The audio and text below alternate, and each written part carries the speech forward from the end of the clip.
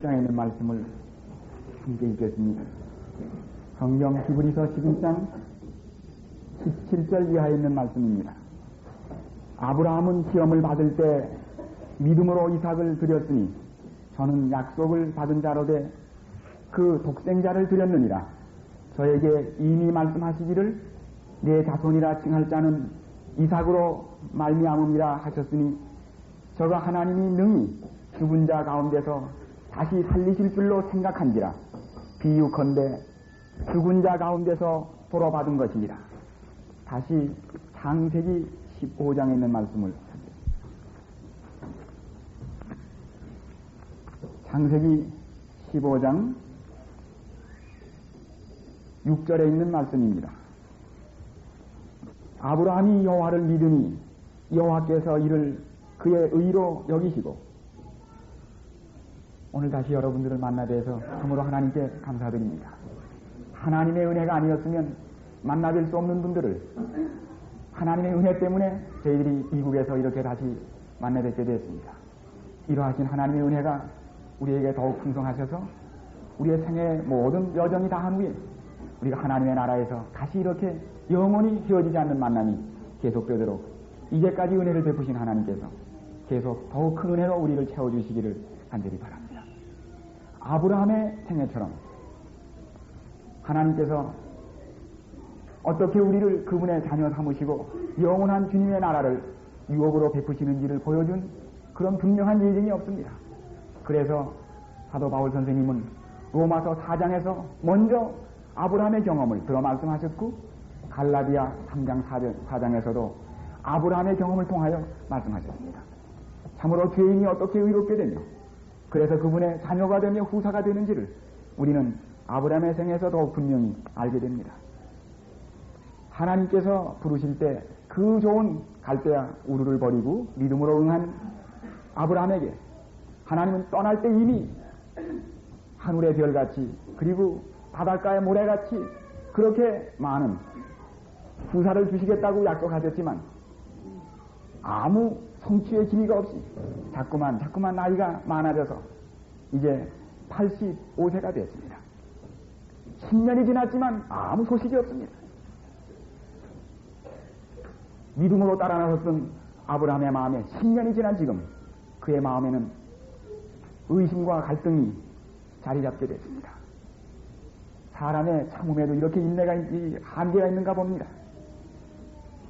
연조 깊은 분들의 마음과 생애에서도 이 경험이 지금도 반복되고 있습니다. 10여 년 이상 믿은 분들이라도 아브라함처럼 딴 마음을 갖게 되는 것입니다. 다른 제안이 마음에 끌리는 것입니다. 10여 년간 지킨 신앙, 기다려온 믿음이 이제 사형으로 위기에 도착하게 됩니다. 어느 날 저녁 아마 이렇게 간단한 부부회의가 열렸을 겁니다. 여보, 하나님께서 우리에게 아들이 있겠다고 말씀하셨죠? 당신 똑똑히 들었어? 그럼 똑똑히 들었지. 근데 10년이 지난 지금까지 아무 일도 없잖아요. 여보, 이래 되겠어? 우리 하나님 좀 도와드립시다. 그래서 부인은 사라는 남편에게 제안했습니다. 내 여종 가운데 투명히 방정한 내 여종을 당신에게 추천할 테니 그 여인에게서 우리 후사를 보십시다. 그래서 하나님을 좀 도와드려야 되겠습니다. 사실 이렇게 한 거는 사라가 그렇게 너그러워서 그런 것이 아니고 아브라함보다 100년 후의 법이지만은 아브라함 당시에 이미 사회를 주장했던 법인 그것도 편찬한 하무라비 법이 우리 20세기 초에 발견이 됐는데 그 아브라함 당시의 법입니다. 그 하무라비법 145조에 보면은 이런 조항이 있습니다. 만일 아내가 임신하지 못하면 남편은 그를 이혼하든지 아니면 스스로 아내가 자원해서 두 번째 부인을 얻어줘야 하는 그런 사회 법규가 있었습니다. 그래서 그 법규에 의하여 사라가 그렇게 할 수밖에 없었습니다. 남편이 택하든지 아니면 그 아내가 택하여 주든지 사라는 자기가 택하여 주는 길을 택한 것입니다. 그래서 아시는 대로 하갈이 아브라함에게 가게 된 것입니다. 그런데 하갈이 이스마엘을 잉태하게 됐습니다. 사라에게는 그렇게 태어나지 않던 그 새로운 아기가 왜 하갈에게는 그렇게 쉽게 태어나는지요. 하갈이 임신하게 되자 가정사정이 아주 복잡해졌습니다. 미묘해졌습니다. 얼마 전까지 가정부였는데 이제 주모가 됐습니다. 문제가 아주 복잡해졌습니다. 하갈은 자신을 집주인으로 생각하고 교만해져서 이 사라를 경멸했습니다. 창세기 16장에 그 기사가 나옵니다. 사라는 너무너무나 분했어요. 그래서 이 사라가 울고 부는 얘기가 그 16장에 나옵니다. 나는 분해 못 살겠다. 이게 다 당신 탓이라. 울고 불고 아브라함에게 마음에 있는 한을 털어놨어. 그래서 아브라함이 어떻게 했는가 하면 그 여인이 당신 손안에 있으니 마음대로 하시오. 그래서 사라가 얼마나 꼬집었는지 아마 이렇게 머리를 꽤 당겼나 봅니다. 그래서 이 하갈이 임신한 채로 가축을 해버렸어요. 아마 꽤 꼬집었나 봐요. 근데 그 꼬집은 것도 그렇게 당시에는 큰 법규 위반이 아닙니다. 같은 하므라비법 146조에 보면은 만약 여자가 그 여종을 남편에게 아내로 주었는데 그 여종이 아이들을 낳은 후에 자신을 본집 여주인과 같이 행세하면 자식을 낳거나 갖거나 마찬가지요. 낳았으므로 돈으로 그 여종을 팔지는 못하지만 그를 다시 속박할 수 있으며 그를 여종 가운데 하나로 여길 수 있다고 하는 법규가 있습니다. 그래서 하므라비법 146조에 의하여 꼬집었습니다. 네. 그러니까 괜찮습니다. 그래서 다시 이제 하갈이 쫓겨나갔다가 그 천사의 안내로 좀 마음을 고쳐먹고 다시 돌아왔습니다. 그래서 이 이스마엘은 태어난 다음에 감기도 잘 안 앓고 잘 커요. 무럭무럭 잘 큽니다. 이 크는 이스마엘을 바라보며 마음에 깊은 상처를 받는 것은 사라였습니다. 그런데 아브라함이 86세 되던 해에 이스마엘을 낳았는데 99세 때 하나님께서 아브라함을 방문하셨습니다. 우리 그 기사가 창세기 17장에 기록되어 있죠. 성경 창세기 17장에 아브라함이 99세 때에 여호와께서 아브라함에게 나타나서 그에게 이르시되 나는 전능한 하나님이라 너는 내 앞에서 행하여 완전하라. 이날 나타나셔서 하나님께서는 나는 전능한 하나님이다. 나는 언약의 하나님이다. 그러므로 너는 내 앞에 행하여 완전하라. 말씀하셨습니다. 그리고는 이제 내가 곧 아들을 낳을 것이요. 너는 열국의 아비가 될 것이며 내 이름도 아브라함에서 아브라함으로 바뀔 것이며 이 가나안 땅을 내게 줄 것이며 또 할례를 베푸는 일이 있게 될 것이라고 말씀을 했습니다. 이 얘기를 가만히 엎드려 듣던 아브라함이 그 반응이 어땠습니까? 여기 17절입니다. 아브라함이 엎드려 웃으며 심중에 이르되 100세 된 사람이 어찌 자식을 낳을까? 사라는 90세니 어찌 생산하리까? 아브라함이 하나님의 이 말씀을 듣고 엎드렸다가 너무 무서워서 하나님 늙은 사람을 웃기십니다. 하나님 참 딱하십니다. 우리 부부가 아이를 낳을 수 없다는 사실은 하나님보다 우리가 더 잘 압니다. 이미 생리법칙이 끊어졌어요. 참 하나님 답답하십니다. 하나님 이거 그러지 마시고 우리 이스마엘이나 잘 키워주시죠. 우리 그 후에 그 사라의 반응이 창세기 18장에 나옵니다. 하나님이 그 사라에게 말씀하신 얘기가 18장에 나오는데 그때 사라도 11절에 보면은 그 하나님과 아브라함의 다른 때의 대화를 그 문 곁에서 여자들이 아마 그 문 뒤에서 듣는 그런 습관이 옛날에 지금이나 있었나 봐요. 장막문에서 이렇게 들으면서 아브라함과 사라가 나이 많아 늙었고 사라의 정수는 그쳤는지라 사라가 속으로 웃고 이르되 내가 노쇠하였고 내 주인도 늙었으니 내게 어찌 낙이 있으리. 그는 쓰디쓰 웃음을 주었습니다. 참으로 얼마나 듣고 싶고 바라던 일이었습니까? 그러나 지금 자기에게는 희망이 없습니다. 사실 이 사라의 마음은 믿음의 퍼스트 레디인데 그의 가슴은 그렇게 먹는 사람이었어요. 사라의 일생이 결코 행복하지가 않았습니다. 그 얼마나 마음고생을 많이 했는지 모릅니다. 그 정든고향 아늑한 우루를 떠난 이래 그의 가슴에 맺힌 것은 한과 슬픔과 아픔뿐이었습니다. 그는 이제 이 나이 많은 때 이 얘기를 듣게 됩니다. 정말 이제 90세 노파가 산부인과 출입하게 된 것입니다. 그래서 여기 사라가 어떻게 했어요? 속으로 웃었어요. 근데 하나님 이걸 들으시고, 아니 내가 얘기하는데 저 여자가 웃어? 여기 말씀하셨지요. 아브라함에게 이르시되 사라가 왜 웃으며 이르기를 내가 늙었거늘 어떻게 아들을 낳으려 하느냐? 여호와께 능치 못한 일이 있겠느냐? 내년 기한이 이를 때 내가 네게로 돌아오리니 사라가 아이를 안고 있을 거라고 말씀했습니다. 자, 여러분 여기서 우리는 그 하나님의 너그러우심을 봅니다. 하나님이 말씀하시는데 아브라함이 엎드려 웃고 부인도 웃어요. 네. 우리 보통 우리가 생각하는 참 그의 하나님 같으면 왜 이렇게 웃기냐? 근데 기분 나쁘다. 너 내가 상당한 축복을 주려고 그랬지만 취소다. 하나님이 그렇게 하지 않으셨습니다. 사람의 믿음에 한계가 있습니다. 하나님이 그걸 이해하십니다. 하나님은 여기에서 이해하시고 통하기만 하시면 때때로는 유머라도 쓰실 수 있는 그런 하나님이십니다. 과연 말씀하신 후 그 다음 해에 사라가 잉태해가지고 아브라함이 100세 되던 해 마침내 아들을 낳았습니다.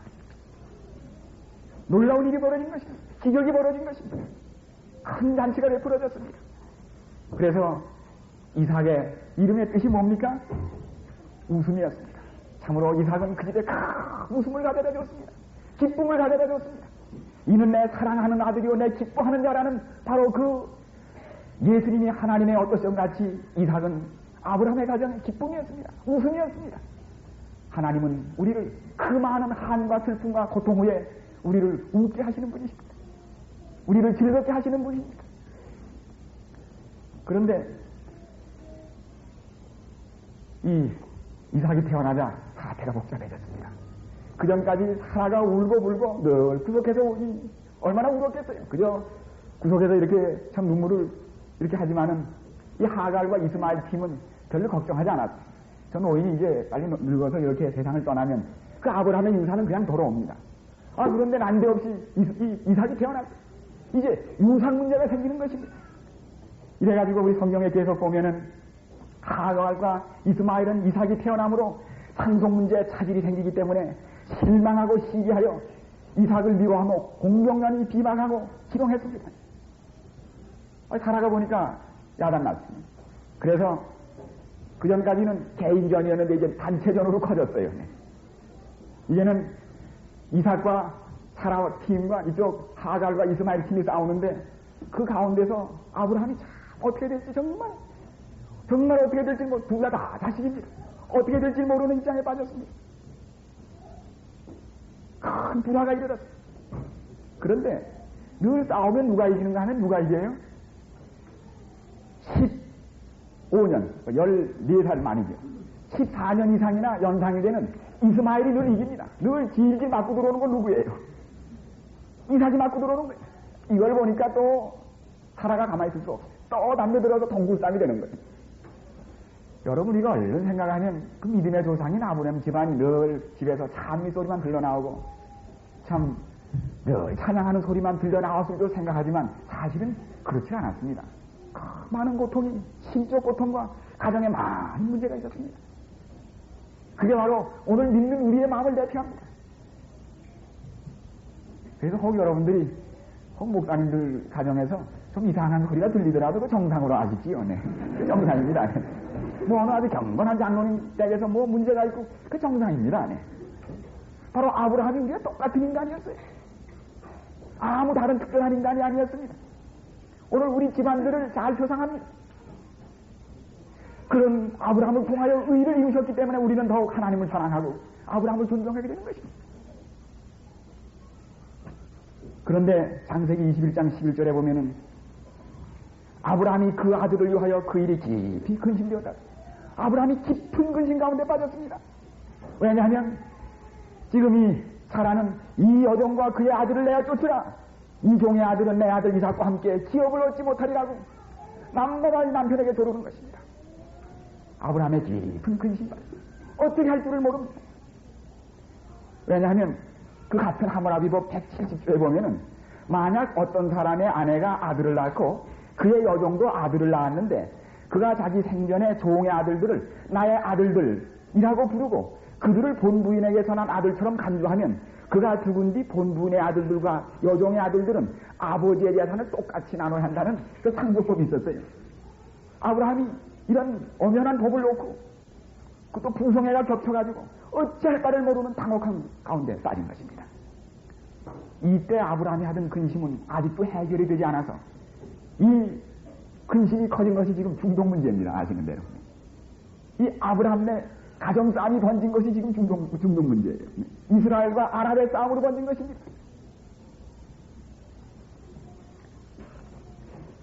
그래서 하나님의 권면을 받아서 그것이 최선은 아니었지만 할 수 없이 그는 하갈과 이스마엘을 내어보내고 가까스로 가정 문제를 해결했지만 아브라함의 상심은 몹시 컸습니다.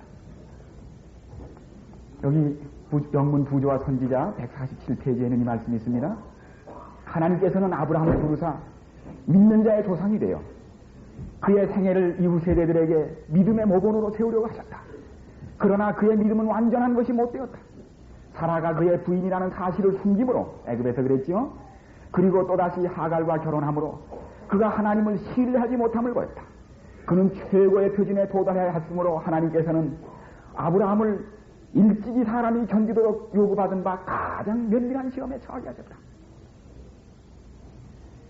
아브라함이 어떻게 사람이 구원을 받을 수 있는지를 보여주시기 위한 한 모범으로 삼으려고 아브라함을 택하셨지만 아브라함은 실수에 실수를 거듭했습니다.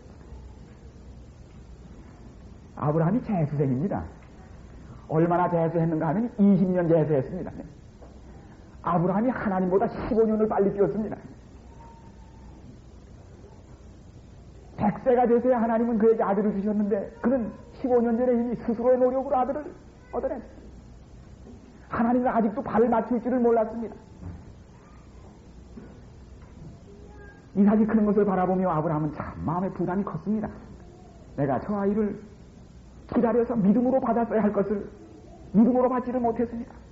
꼭 그저 아직 태위가 다 끝나지 않은 좋은 차 타고 다니는 심정이었을 겁니다.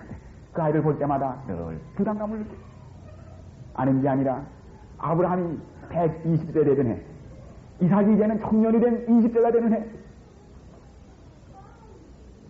마지막 시험이 왔습니다. 여기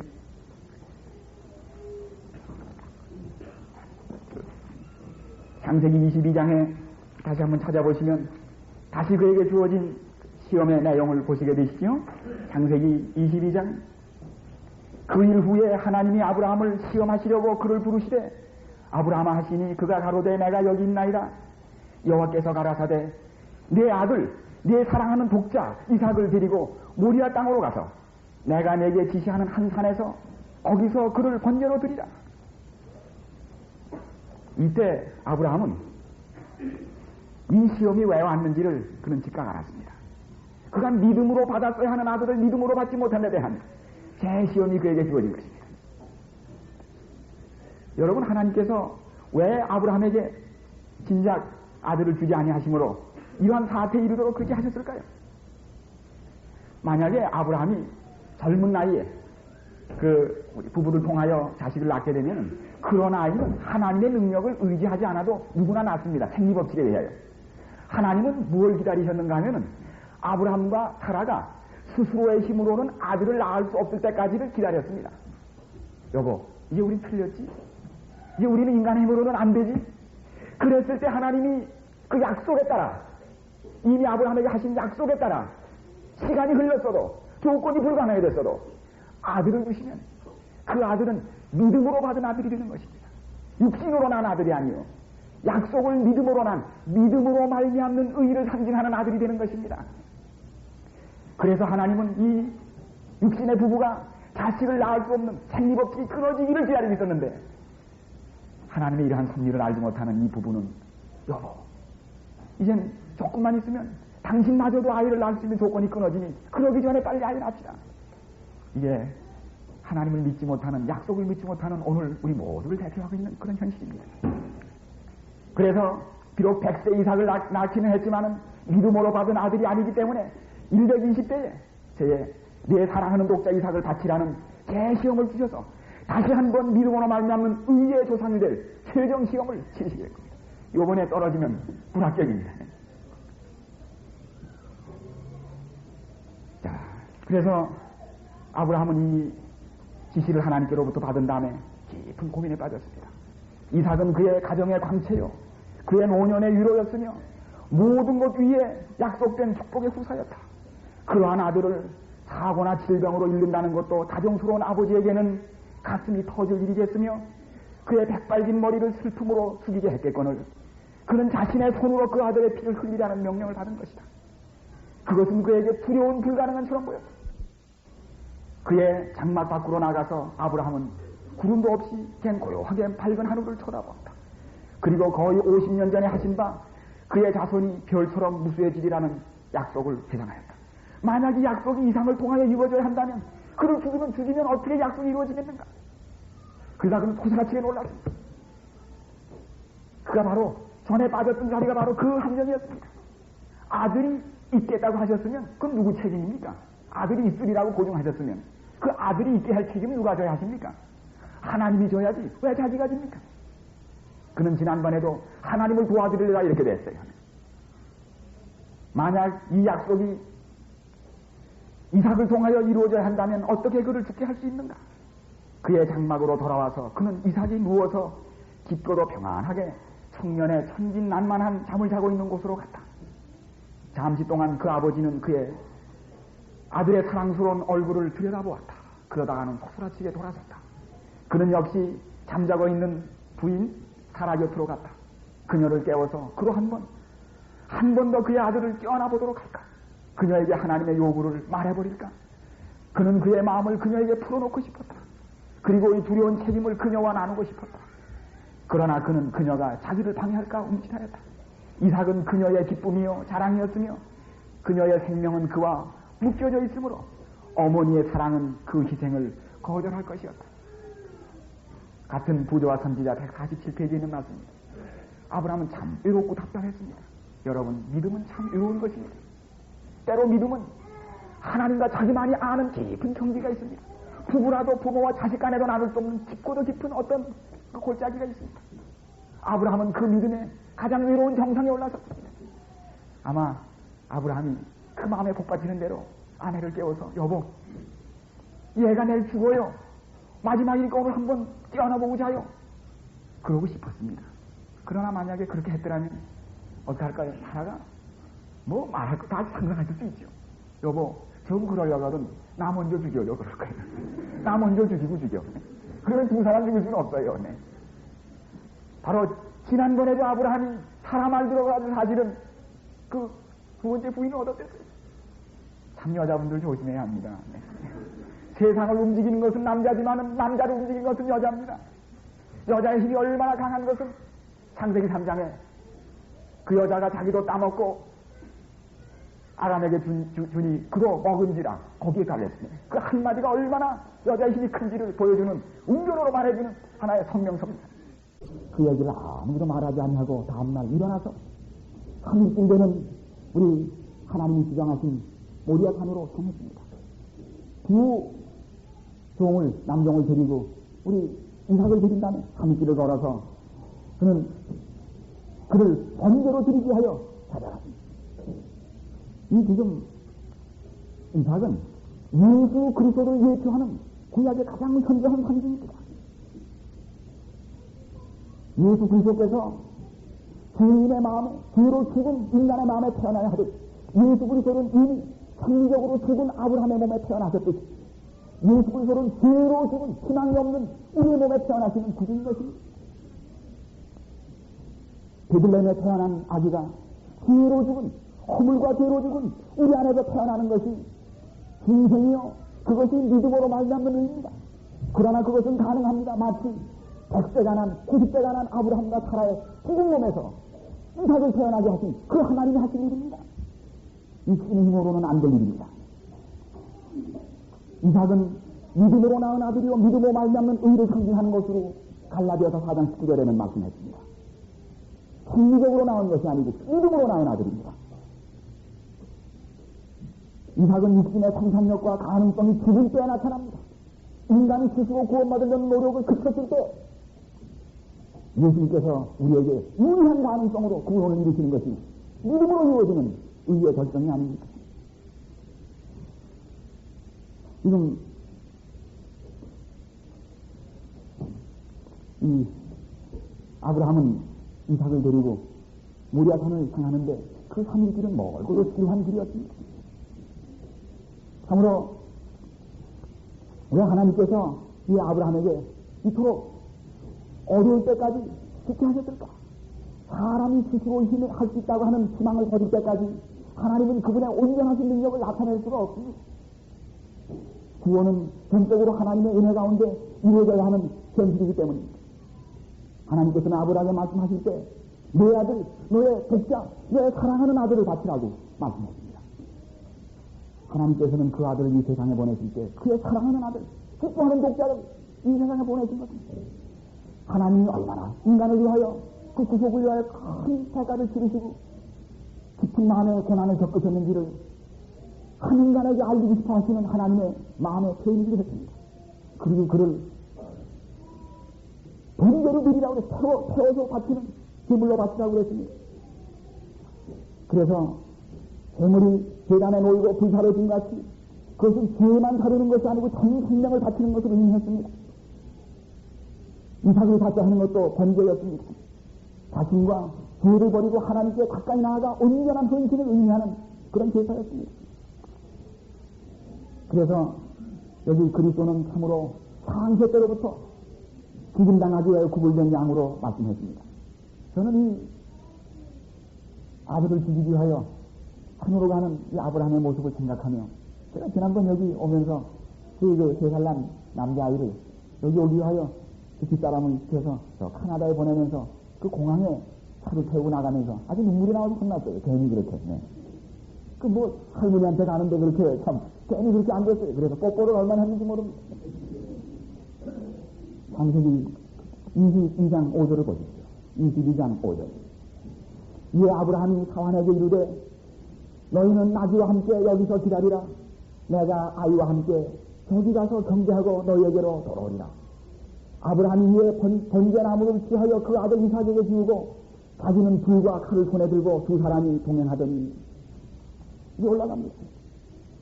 두 동행이를 제쳐놨습니다. 하나는 길에 있습니다. 두 청년이 그때까지 따라오다가 도중에서 멎었습니다. 왜냐하면 이 아버지와 아들 사이에 있는 깊은 방금 있어야 할 일을 그들에게 보이려 하지 않았습니다. 그것은 신비였습니다. 아무도 이해 못할 신비였기 때문에 오직 아버지와 아들만이 모든 육신에 속한 배경을 다 버리고 모리아 산정으로 올라갔습니다. 그래서 그 아버지와 아들 사이의 깊은 장면을 본 사람은 아버지와 아들 두 사람에는 아무도 세상에는 없었습니다. 인간의 구속을 위하여 예수님을 이 땅에 보내시려는 화평의 언약이 하늘에서 이루어질 때 그것을 본 사람과 깨달은 사람은 아무도 없습니다. 아버지와 아들 사이의 언약이었습니다. 그 언약에 따라 예수님이 이 땅에 오신 것입니다. 이 나무를 지고 갔던 이 두 청년은 아마도 예수님이 십자가를 지고 올라가실 때 두 강도를 잘 예표한다고 합니다. 함께 따랐지만 그들도 예수님과 함께 십자가에 못 박혔지만 현장에서 같은 시간에 그러나 아버지와 아들 간의 그 깊고도 깊은 구속의 신비는 볼 수가 없었습니다. 그래서 그 밑에서 그 종의 나무를 피해서 아브라함이 그 아들에게 죽었습니다. 나무 땅을 지고 모리아산에 오르는 이삭은 십자가를 지고 갈바리를 향하는 예수님을 표상했습니다. 자기가 태워진 그 나무를 자기가 지고 쫓아가는 이삭의 모습에서 우리는 십자가를 지고 갈바리 산을 오르던 주님을 생각하게 됩니다. 이제 성경에 여기 거의 왔을 때 여기 말합니다. 이삭이 그 아비 아브라함에게 말하여 가로되 내 아버지여. 그가 가로되 내 아들아 내가 여기 있노라. 이삭이 가로되 불과 나무는 여기 있거니와 번제할 어린 양은 어디 있습니까? 이 말처럼 아버지의 마음을 아프게 하는 것이 없었습니다. 번제할 양은 어디 있습니까? 불도 나무도 다 있는 것입니다. 그러나 아브라함은 여기에서 가로되 아들아 번제할 어린 양은 하나님이 자기를 위하여 친히 준비하시기라 하고 두 사람이 함께 나가서 하나님이 그에게 지시하신 곳에 이른지라. 이에 아브라함이 그곳에 단을 쌓고 나무를 버려놓고 그 아들 이삭을 결박하여 단 나무 위에 놓고 손을 내밀어 칼을 잡고 그 아들을 잡으려 하더니 여호와의 사자가 하늘로부터 그를 불러 가라사대. 이 기사가 계속됩니다. 지금 아브라함은 산정에 온 다음에 이삭의 손을 잡으며 그의 과거를 들려줬다. 이삭아, 내가 너를 믿음으로 받아 또 하나 아들이었다. 그러나 이 믿음이 없는 애비가 너를 낳기 전에 내 형을 낳지 않았는가. 그 일 때문에 내가 우리 가정에 어떠한 불화가 있었는지를 내가 보지 않았는가. 하나님이 다시 너를 받으려고 하시는구나. 그러나 참으로 너를 죽은 우리 몸에서 낳게 하신 그 하나님, 너에 대한 약속을 분명히 이루실 것이다. 내가 너를 죽여도 네가 부활할 것이다. 아브라함의 믿음은 이제 바야흐로 부활을 믿는 신앙으로 비약하고 말았습니다. 여러분, 믿음으로 말미암는 우리는 우리를 뒤로 죽은 몸에서 살릴 뿐 아니라 영원히 부활의 소망으로 가져다주는 놀라운 약속이 거기 포함되어 있습니다. 아브라함은 최초로 부활을 믿고 경험한 사람입니다. 그것은 믿음으로만 가능한 일이었습니다. 이삭은 20대 청년이었지만은 그 아버지의 사연을 너무나 잘 알고 아버지의 성에서 비치는 그 온전하신 순종과 경건의 일이 확신되었기 때문에 그는 단면이었습니다. 아버지의 손들이고 이삭을 찌려온 순간이 왔습니다. 이때 아브라함은 아마도 이런 기도를 하나님께 드렸을 것입니다.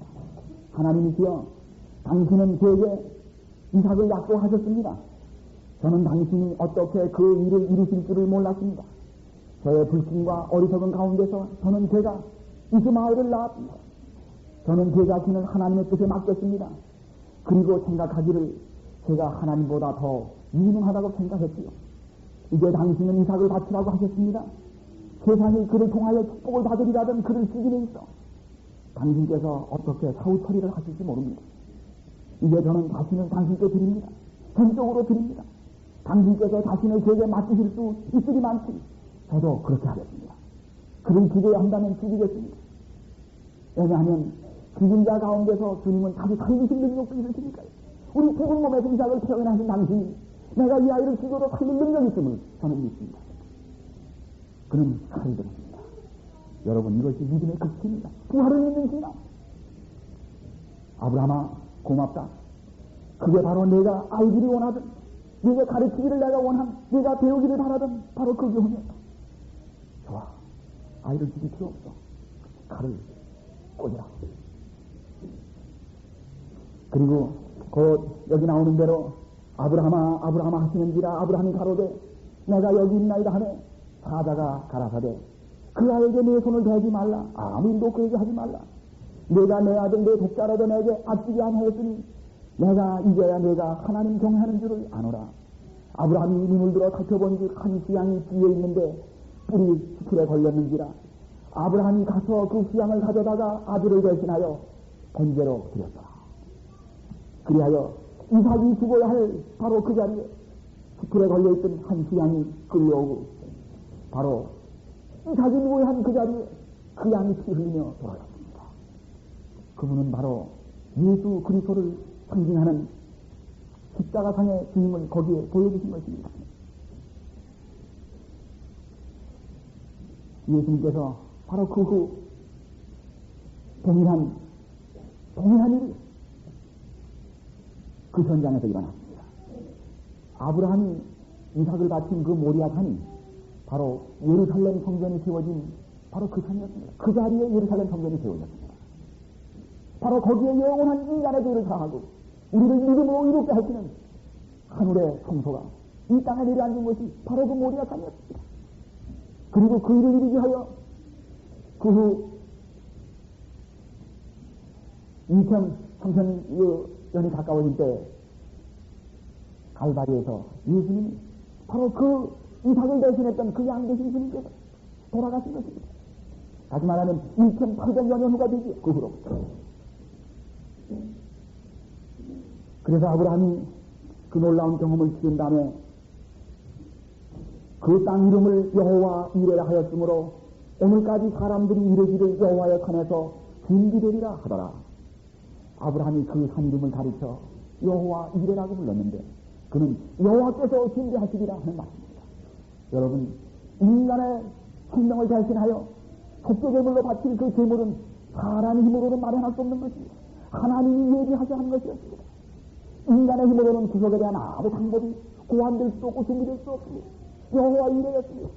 그리고 믿음으로 행한 모든 결과에 대해서는 하나님이 책임지신다는 놀라운 확증이 이루어진 것입니다. 여호와 이레 신앙이 마침내 아브라함에게서 결정을 보게 된 것입니다. 사랑하는 여러분, 믿음으로 말미암는 의인은 우리에게 여호와 이레 신앙을 갖게 합니다. 믿음은 때때로 우리를 암흑하게 볼 때도 있지만 하나님이 책임지시는 것은 믿음으로 말미암는 의의 결정입니다. 우리의 모든 것 믿음으로 행하는 그 모든 나머지는 하나님이 책임지십니다. 우리에게 구원을 이루시는 분도 하나님이요, 우리 죄된 몸을 변하사 속죄 공로를 이루시는 분도 하나님이신 것입니다. 우리는 이 아브라함의 성에 나타나신 놀라운 섭리를 바라보며 하나님께서 우리를 구원하시던 그 놀라운 사랑을 기억하게 됩니다. 1800여 년 후 갈바리에서 같은 장면이 벌어질 때 아들이 죽임당하는 그 모습을 바라보는 하나님의 심정을 아브라함은 미리 맛봤던 것입니다. 그때 주님께서 그 십자가 향해서 고통하고 애쓰실 때 그를 둘러쌌던 천사는 1800여 년 전 모리아산에서 내 칼을 손에서 거두라, 그를 해하지 말라던 음성이 그 아들에게 들리기를 얼마나 기다렸는지 모르지만 아브라함에게는 그 아들을 죽이지 말라고 말씀하시던 그 하나님께서 아들을 죽이셨습니다. 아들을 죽이시고 우리를 살려내셨습니다. 우리는 십자가 앞에서 그 영원한 사랑을 잊을 수가 없습니다. 사랑하는 여러분이요, 우리는 십자가를 바라볼 때 거기서 우리를 죄로 덮어주기 하여 우리를 살리기 하여 그 생명을 바치신 영원한 사랑, 하나님의 사랑, 그리스도의 사랑을 보게 됩니다. 하나님의 사랑만이 이를 가능하게 했습니다. 사랑하시는 여러분이요, 우리는 십자가 앞에서 우리의 교만의 옷을 벗어야 합니다. 우리는 십자가 앞에서 우리의 이기심의 옷을 벗어야 합니다. 그 영원한 사랑 앞에서 우리는 우리 자신을 굴복시킬 수밖에 없습니다. 우리 지금 사랑하는 그동안 귀한 찬양을 들려준 사진찬의 노래를 들으시면서 십자가에 달려 돌아가신 영원하신 우리 주님의 모습을 이삭의 제단에서 다시 바라보시기를 바랍니다. 십자가 그는 이제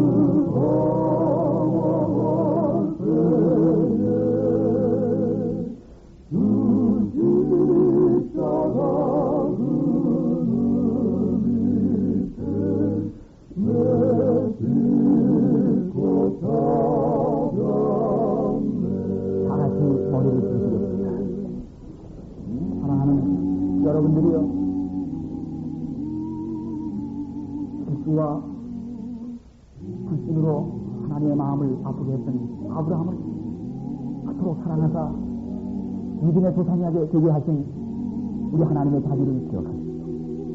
우리가 아무리 믿음이 연약하고 불신에 사로잡히실지라도 아브라함을 이롭게 하신 그 하나님, 우리도 이롭게 하실 수 있음을 위하여 하나님께 감사드립니다.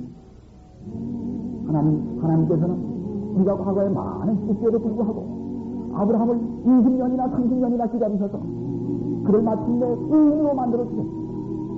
인류의 조상이 되게 해주셨습니다. 우리도 그렇게 될 수 있습니다.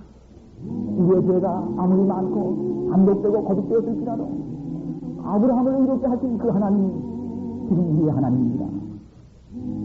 하나님께서 그분의 그 말할 수 없는 사랑, 구속의 은혜를 그 아들을 바침으로 베풀어 주신 이 놀라운 구속의 은혜를 우리는 십자가에서 바라보게 됩니다. 사랑하시는 여러분이여, 십자가 앞에서 교만의 옷을 벗으시기 바랍니다. 교만은 십자가 앞에서 합당한 것이 못 됩니다.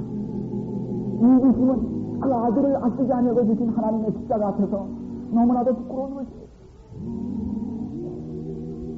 하나님은 우리의 구원을 위하여 당신이 제물을 준비하셨습니다. 우리가 준비한 제물이 아닙니다.